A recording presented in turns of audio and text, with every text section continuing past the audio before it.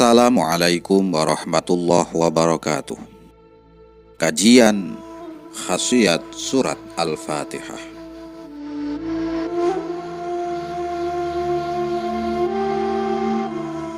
Allah subhanahu wa ta'ala berfirman, Bismillahirrahmanirrahim. Alhamdulillahi rabbil alamin. Ar-Rahmanirrahim. Maliki yaumiddin. Iyyaka na'budu wa iyyaka nasta'in. Ihdinas siratal mustaqim. Siratal ladzina an'amta 'alaihim ghairil maghdubi 'alaihim waladdallin. Amin. Dengan menyebut nama Allah yang Maha Pemurah lagi Maha Penyayang. Segala puji bagi Allah, Tuhan semesta alam. Maha Pemurah lagi Maha Penyayang, yang menguasai di hari pembalasan. Hanya Engkaulah yang kami sembah dan hanya Engkaulah kami meminta pertolongan. Tunjukilah kami jalan yang lurus, yaitu jalan orang-orang yang telah Engkau beri nikmat kepada mereka, bukan jalan mereka yang dimurkai dan bukan pula jalan mereka yang sesat. Surah Al-Fatihah ayat 1-7. Karena memang ayat ini 7 ayat yang mengandung keberkahan, yang mengandung khasiat yang sangat luar biasa. Para sahabatku yang dirahmati Allah, kami akan memaparkan khasiat-khasiat atau keistimewaan daripada kalau kita mengamalkan membaca surah Al-Fatihah ini. Yang pertama, untuk keamanan saat tidur. Jika kita ingin tidur nyenyak, tenang dan nyaman tanpa diganggu oleh mimpi buruk atau diganggu oleh jin jahat, maka sebelum tidur bacalah surah Al-Fatihah. Kemudian diikuti dengan membaca surah Al-Ikhlas sebanyak 3 kali, Al-Mu'awwidhatain 1 kali. Insya Allah kita akan dapat tidur nyenyak tanpa gangguan mimpi buruk atau gangguan makhluk jahat lainnya. Yang kedua, surah Al-Fatihah ini kalau kita amalkan bisa menyembuhkan penyakit yang mencemaskan, yang menakutkan. Jika dari antara keluarga kita, keluarga sahabat yang terkena penyakit yang mencemaskan, penyakit yang gawat-gawat, penyakit yang ganas-ganas, bacalah surah Al-Fatihah sebanyak 40 kali pada segelas air. Kemudian air tersebut minumkan kepada keluarga kita, keluarga para sahabatku yang sakit. Insya Allah sakit yang dideritanya akan berangsur reda dan akhirnya sembuh seperti sedia kala. Ketika Sayyidil Hasan dan Sayyidil Husain menderita sakit, Rasulullah Sallallahu Alaihi Wasallam merasa sangat cemas. Kemudian Allah menurunkan wahyu supaya Nabi Shallallahu Alaihi Wasallam membaca surah Al-Quran yang tidak ada huruf fa-nya, yakni surah Al-Fatihah sebanyak 40 kali ke dalam segelas air. Kemudian air tersebut dibasuhkan kepada kedua tangan Hasan dan Husain, kedua kaki mereka, serta kepala dan wajah mereka. Tidak berapa lama Hasan dan Husain pun sembuh dari sakit yang dideritanya. Syekh Ibnul Qayyim Al-Jauzi pernah berkata, sebaik-baiknya obat adalah surah Al-Fatihah. Kemudian ia bercerita, saya lama bermukim di Mekah dalam keadaan sakit parah. Tidak ada obat dan tidak ada satupun dokter yang saya jumpai. Kemudian saya bertekad untuk berobat dengan selalu membaca surah Al-Fatihah. Tidak lama kemudian saya mendapati perubahan yang luar biasa. Penyakit yang saya derita berangsur-angsur reda, dan akhirnya saya sembuh total. Karena itulah saya anjurkan bagi kalian, kata beliau, yang menderita penyakit parah supaya berobat dengan surah Al-Fatihah. Yang ketiga, Fatihah ini bisa untuk terpenuhi hajat dalam waktu dekat. Jika kita memiliki hajat atau keinginan yang ingin segera terkabul, bacalah surah Al-Fatihah sebanyak 41 kali. di antara sholat sunnah sebelum subuh dan sholat subuh sampai 40 hari.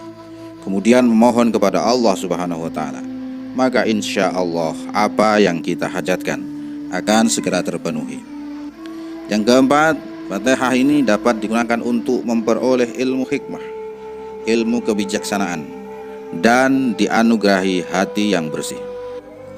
Jika kita ingin memperoleh ilmu hikmah dan hati yang jernih, bacalah surah Al-Fatihah dalam keadaan berwudu sebanyak 70 kali setiap hari selama 7 hari. Kemudian tiupkan pada air yang suci lalu diminum.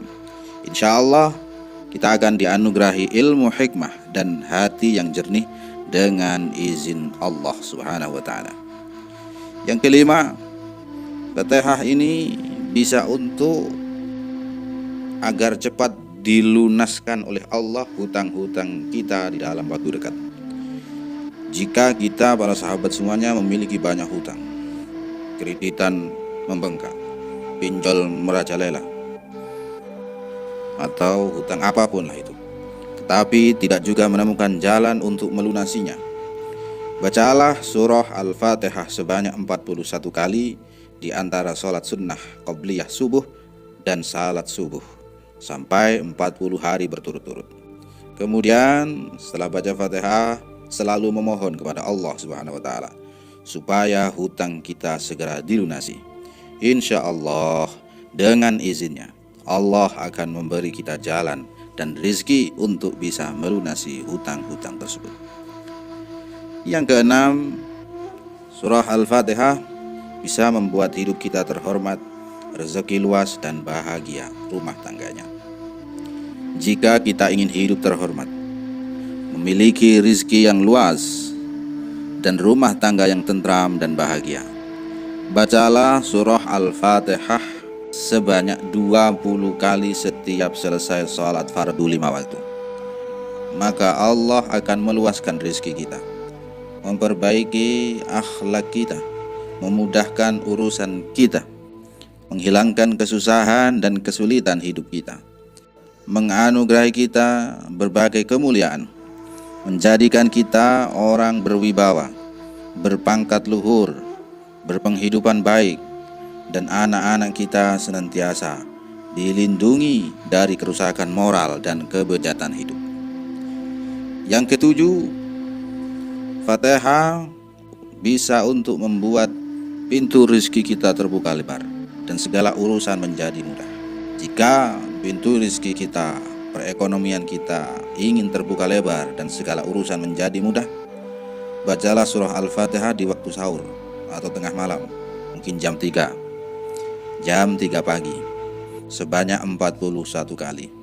Insya Allah dengan izinnya Allah akan bukakan pintu rezeki kita lebar-lebar, dan Allah permudah segala urusan kita, sehingga kita tidak menjumpai kesulitan sedikit pun. Yang kedelapan, Fatihah ini bisa membuat doa kita cepat terkabulkan. Jika kita ingin doa kita cepat terkabul dan mendapatkan ijabah dari Allah Subhanahu wa Ta'ala, bacalah surah Al-Fatihah sebanyak 40 kali sesudah salat maghrib dan salat sunnahnya. Setelah itu kita berdoa kepada Allah.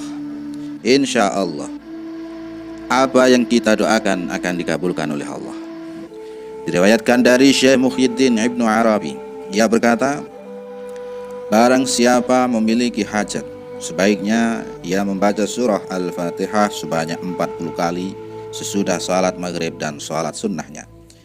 Setelah itu ia ajukan permohonan hajatnya kepada Allah. Insya Allah hajatnya akan segera dikabulkan. Yang kesembilan, Fatihah bisa mengobati berbagai jenis penyakit. Jika kita sedang menderita misalnya sakit mata, sakit gigi, atau sakit perut, atau sakit-sakit yang lain, dan kita ingin sembuh, maka bacakanlah surah Al-Fatihah sebanyak 41 kali pada bagian tubuh kita yang sedang sakit. Insya Allah sakit yang kita derita akan segera hilang. Yang ke-10, Fatihah bisa menyembuhkan sakit akibat sengatan kala jengking. Jika kita terkena sengatan kalajengking atau sejenisnya, maka untuk menyembuhkannya ambillah wadah yang bersih, kemudian isi dengan air dan sedikit garam. Setelah itu bacakan pada air tersebut surah Al-Fatihah sebanyak 7 kali. Lalu minumlah. Insya Allah sakit yang kita derita akibat sengatan kalajengking atau apapun itu akan segera sembuh. Cara lainnya yaitu masukkan ke dalam gelas sedikit air yang dicampur dengan sedikit garam. Kemudian bacakan surah Al-Fatihah pada gelas yang telah diisi air tersebut. Lalu minumkanlah sebagian air itu kepada orang yang terkena sengatan kalajengking, dan sebagiannya lagi diusapkan kepada tempat yang kena sengatan tadi.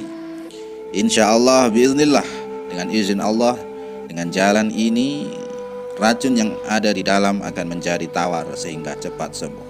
Yang ke-11, Al-Fatihah bisa mengobati rasa malas dan mengembalikan semangat hidup. Jika kita sering merasa malas, aras-arasan, gak semangat, tubuh terasa tidak enak, maka bacalah surah Al-Fatihah sebagai wiridan setiap hari. Insya Allah rasa malas yang menyerang kita akan segera sirna, dan badan kita yang semula terasa lemah akan menjadi kuat. Bahkan penyakit tidak akan menghinggapi kita dengan izin Allah. Yang ke-12, Al-Fatihah bisa menyembuhkan sakit mata. Loh, sakit mata ini para sahabat. Jika kita menderita sakit mata dan sudah berkali-kali berkunjung ke dokter tetapi belum membawa hasil, bacalah surah Al-Fatihah sebanyak 33 kali setelah salat subuh. Lalu tiupkan pada kedua telapak tangan dan usapkan pada mata kita yang sakit. Insya Allah sakit mata yang kita derita akan segera reda dan kembali seperti sedia kala. Yang ke-13, Al-Fatihah bisa untuk mendapatkan keberuntungan. Jika kita selalu mengalami nasib sial, seperti berdagang selalu rugi, melamar kerja selalu ditolak, maka bacalah surah Al-Fatihah sebanyak 33 kali secara rutin pada tiap malam sesudah sholat tahajud. Insya Allah kita akan selalu mengalami nasib baik dan keberuntungan akan selalu berada di tangan kita. Yakin para sahabat. Yang ke-14, Al-Fatihah bisa mengatasi IQ rendah, otak yang agak bebal.